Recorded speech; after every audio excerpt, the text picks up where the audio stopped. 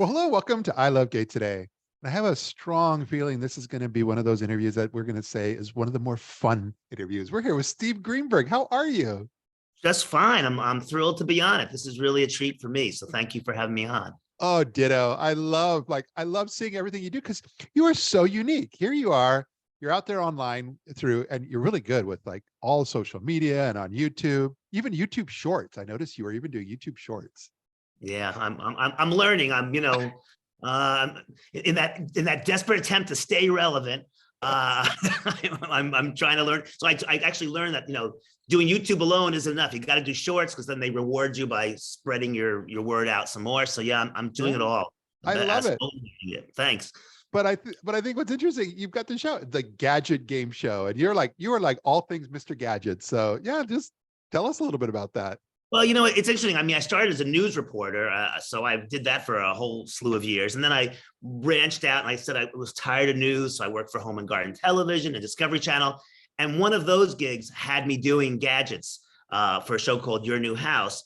And I really loved it. And my dad was a garage inventor. My brother's a garage inventor. So it just seemed like it fit, was organically right for me. And so I was showing a lot of gadgets on television shows, especially Discovery Channel. And I thought, gee, I should do a gadget TV show.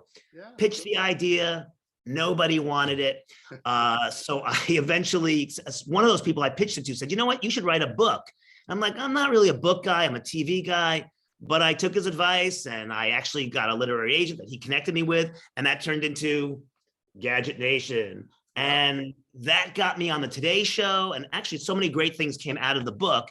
And that's sort of became my niche. So I left being a reporter and became more of a gadget guy and go to the Consumer Electronics Show. I think I've talked to every inventor association around the country. So I really feel connected to the invention world. And I love showing their products because, everybody loves to see what's new. And this is all about what's new.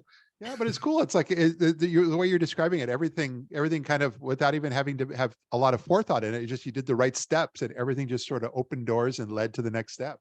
Yeah, I mean, I wish I had written the book 10 years earlier. I wish, I really didn't know this was going to be my path, but it just kind of fell in front of me that way. And I really love it. I mean, I've always loved doing the TV part of it, even when I was doing a news reporter. But when I got to have this special knowledge area about gadgets, it really even took off some more. So I've been doing the Today Show for like 10 years. I have about 25 local stations around the country that I show gadgets on. So it's a fun niche. I'm really lucky. I love what I talk about. So it's great.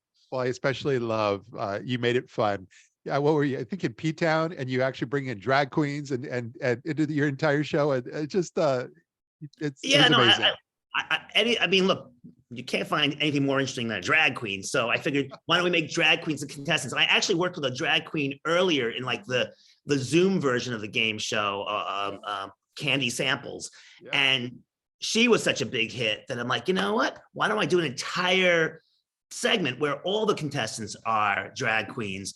And so when I was in P-Town, you got a lot of drag queens there. It seemed like the perfect time to do it. So I tried to break away from Zoom and do that. And I'm still exploring the game show, trying to see how I can morph it into something else. But it's a process. I hope your viewers and listeners tune in and check it out. If they go to gadgetgameshow.com and click on the YouTube link, it takes you right to the channel and you can see the shorts, you can see the long version, all that. And here's the logo. So shameless plug. You're good. But even better, you were talking before, and we should show them what the game is like. Yeah, absolutely. So here's what you and I will play right now. We've got a couple of products right here. So for example, let me grab this one. Check out the product. Oh. So it's like. Okay. This is from a garage inventor, a mom pop inventor, came up with this idea. It's purchasable. Is it used in the kitchen? Ask me 3 questions about it. Yes or no question. Yeah, is it used in the kitchen? No, it's not used in the kitchen. Okay, but that eliminates a whole category of things. Yeah, yeah. Okay. Another question. Is it a decor piece for my living room? It's not a decor piece. You would use it in the living room, I think, but it does serve a function. A good gadget solves a problem. So this is a problem solver. does it does it help with airflow in my air conditioning system? Oh, I can see that. The fin here kind of Yeah. gives you that.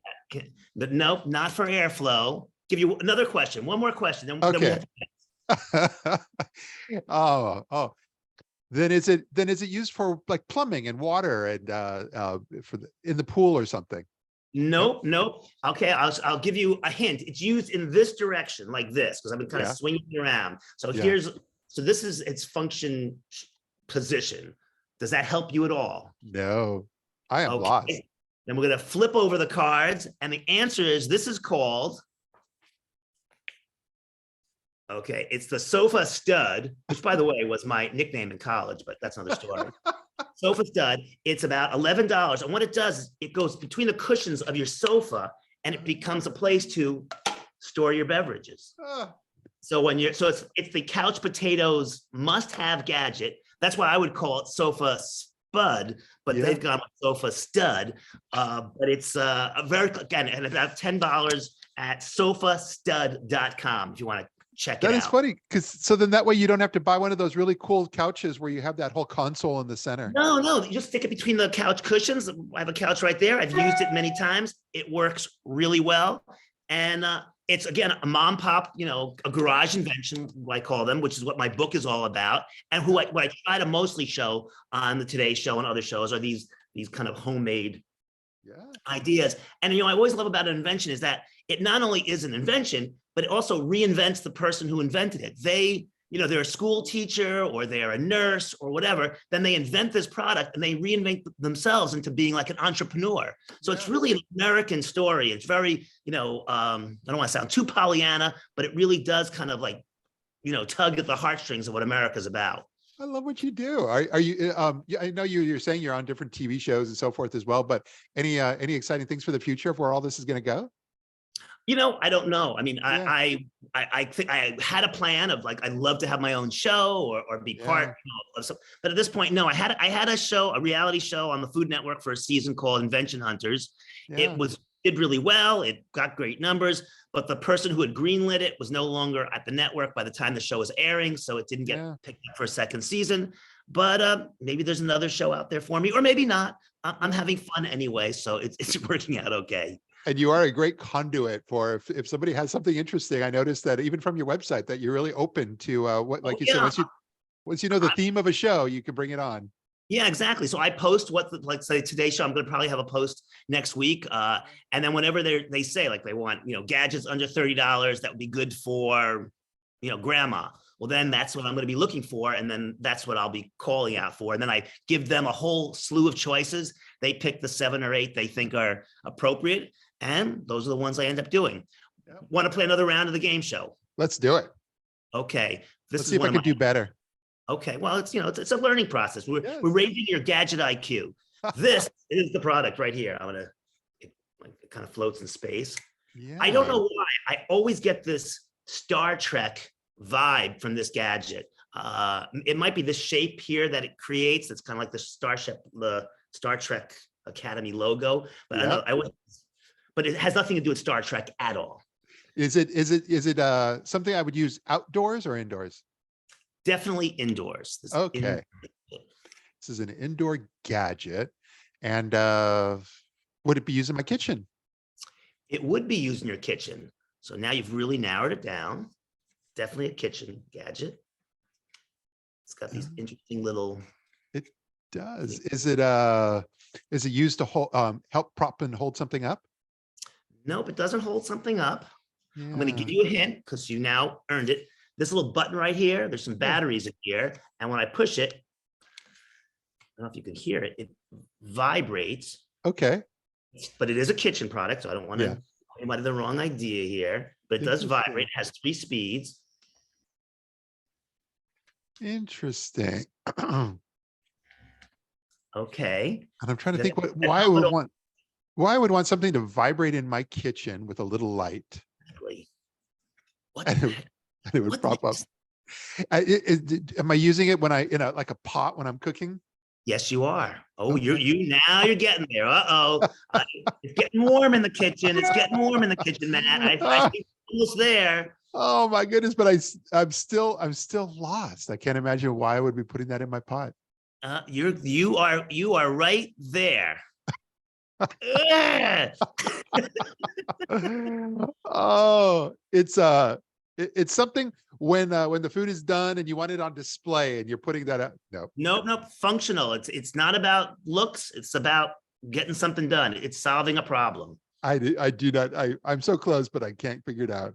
We're flipping the cards over. Yeah. I don't know if any of your viewers have any guesses. They should write them below. But here we go. As Matt mentioned, it takes a pot, you put it in the pot, and then when you put it in, it stirs. So like your risotto or your oatmeal or your soup, you can go walk away from it and it will keep stirring it. It goes in one direction, then it turns and goes in the other direction, and it will stir it for you. So you don't have to sit there and stir. You can do something else.